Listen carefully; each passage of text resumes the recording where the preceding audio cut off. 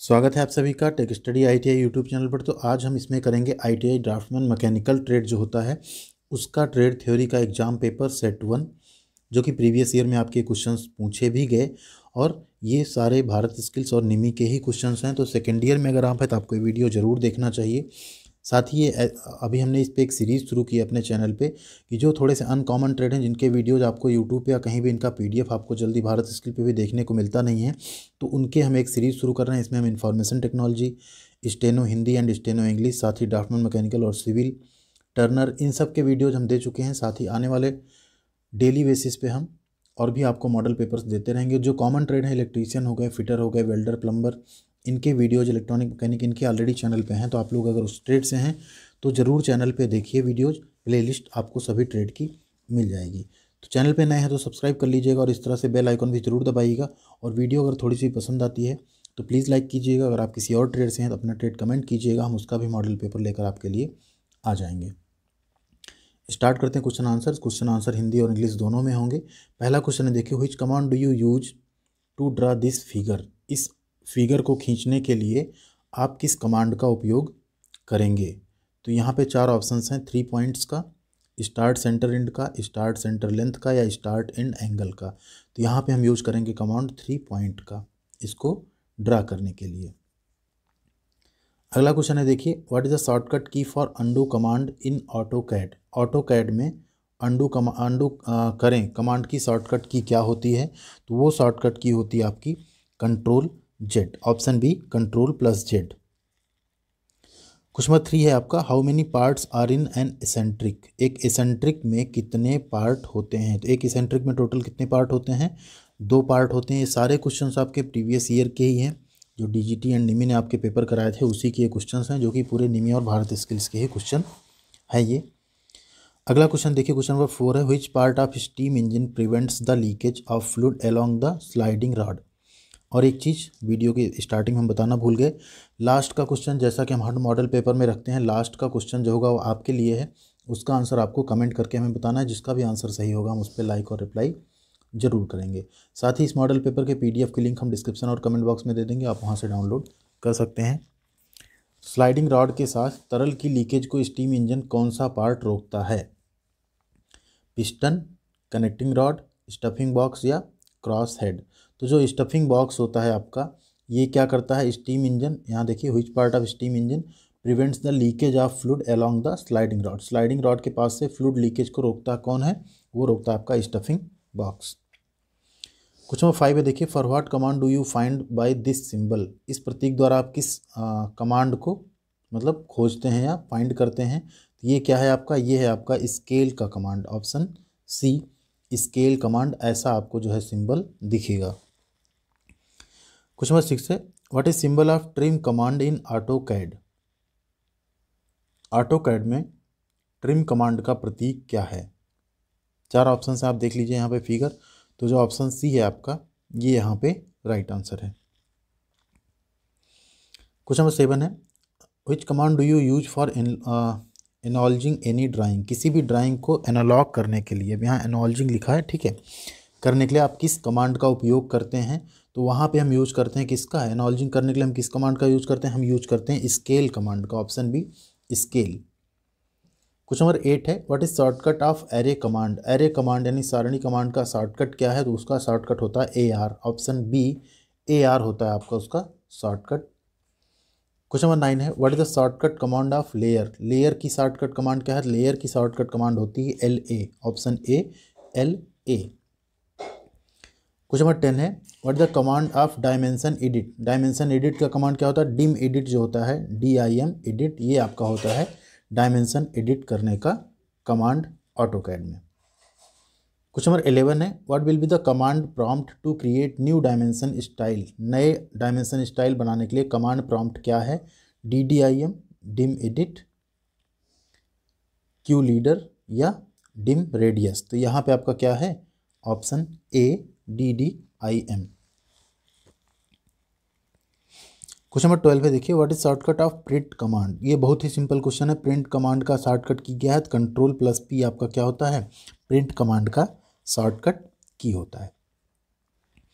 Question number 13 है, what will be the factor for power transmission by a belt, एक belt द्वारा power transmission, बिजली transmission नहीं, यहाँ पावर यानी शक्ति की बात हो रही, शक्ति पारेषण या पावर ट्रांसमिशन के लिए कारक क्या होगा। तो यहाँ पे देखिए 4 ऑप्शन हैं। Centre distance between the 2 pulleys on which belt passing, यानी केंद्र की दूरी 2 पुलियों के बीच जिस पर बेल्ट गुजरती है। Depend on width of belt, diameter of pulley या स्लिप ऑफ बेल्ट। तो यहाँ पे राइट आंसर क्या, ऑप्शन ए, जो दोनों पुलियों के बीच से बेल्ट गुजरती है उनके बीच की दूरी। क्वेश्चन 14 है, what will be the diameter of cotton made rope, कपास से बनी रस्सी का व्यास कितना होता है। तो वो होता है आपका 25 mm से 50 mm, ठीक है। कितना होता है, 25 मिलीमीटर टू 50 mm, आपका राइट आंसर है ऑप्शन सी।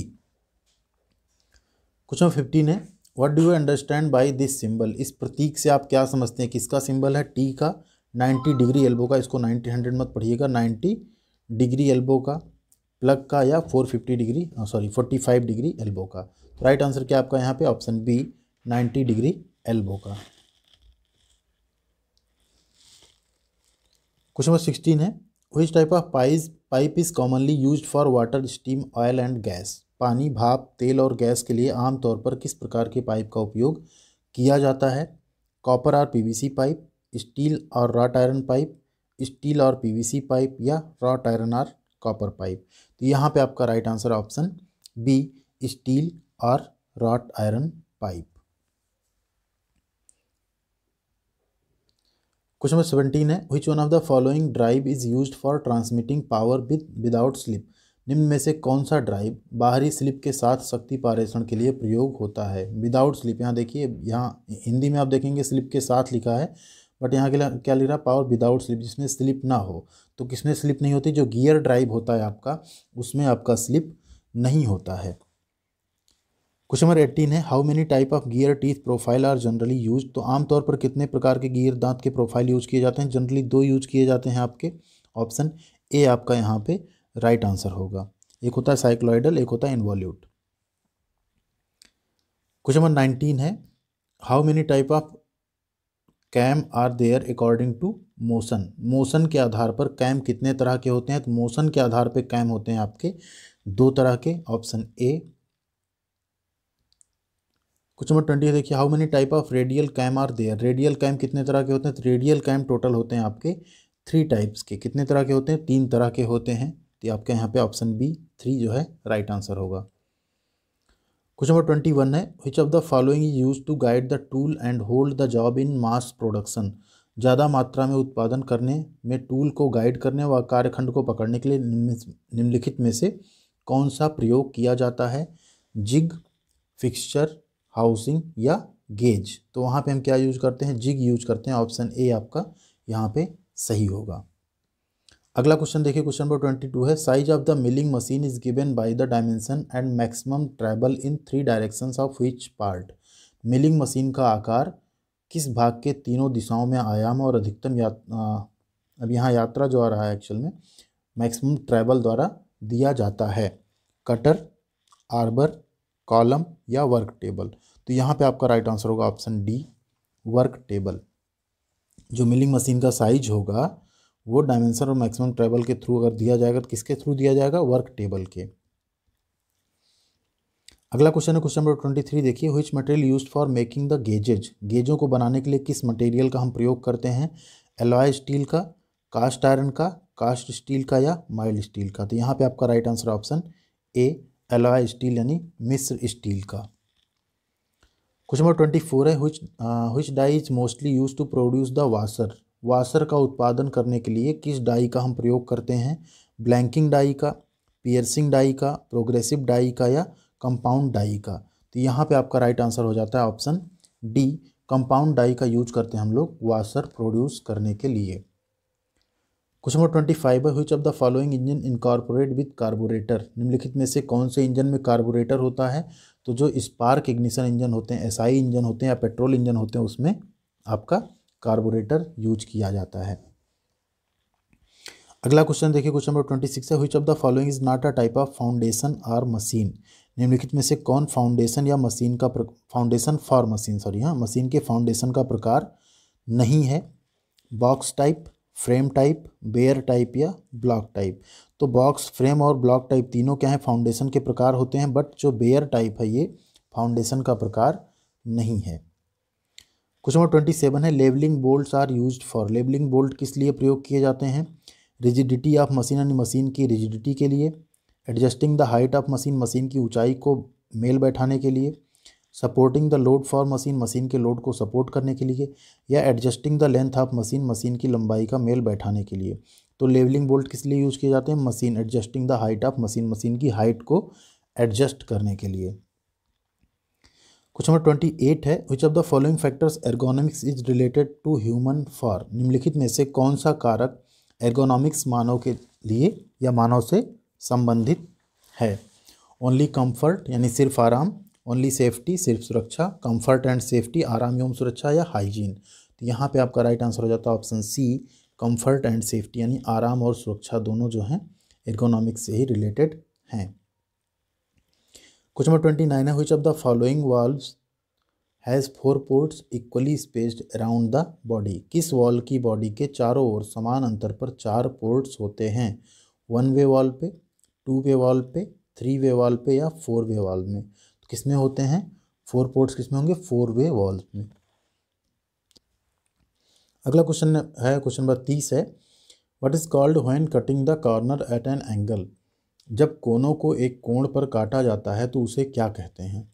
फिलेट, चैम्फर, बेवेल या टेपर? यहाँ पे आपका राइट आंसर हो जाता है option B, chamfer. Question number 31 है, what is the default grid spacing in both X and Y direction in AutoCAD. AutoCAD के अंदर एक्स व वाई डायरेक्शन में डिफॉल्ट ग्रिड स्पेसिंग कितनी होती है? 20, 10, 5 या 15? तो वो होती है default grid spacing 10, option B 10। Question number 32 है, which command is not seen in surface option in model toolbar in inverter. एक इन्वर्टर के अंदर मॉडल टूल बार में सरफेस ऑपरेशन दिखाई देता है, स्टिच, थिकन, स्कल्प या एक्सिस? तो यहाँ पे आपका right answer option D, axis. कौन सा? Which command is not scene, नहीं दिखाई देता। देखिए हिंदी अगर आप देखेंगे कई बार, तो आप इंग्लिश हिंदी दोनों देखिए। हिंदी में कई बार क्या होता है, चीज़ें जो है मिस्टेक हो जाएंगी। आपके एग्जाम में भी जो हिंदी आएगी, आप शुरू में इंस्ट्रक्शन पढ़ेंगे तो उसमें लिखा रहेगा, कोई भी अगर क्वेश्चन में कन्फ्यूजन होता है तो आप इंग्लिश को ही रिफर करिए।